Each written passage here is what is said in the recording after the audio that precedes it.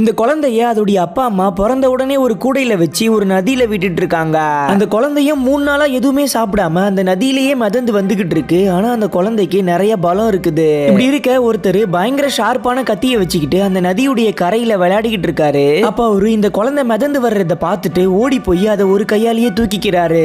தூக்குன உடனே அந்த குழந்தை அவருடைய ஃபேஸ்லயே வாமிட் பண்ணிட்டு யூரின்லாம் போயிடுது.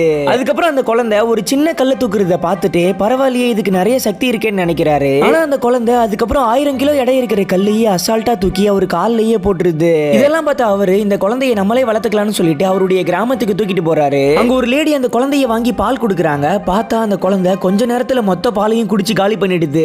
அதனால அவரு இதெல்லாம் இந்த குழந்தைக்கு பத்தாதுன்னு சொல்லிட்டு அந்த குழந்தையை தூக்கிட்டு போய் திரும்ப காட்டிலேயே விட்டுட்டு வந்துடுறாரு.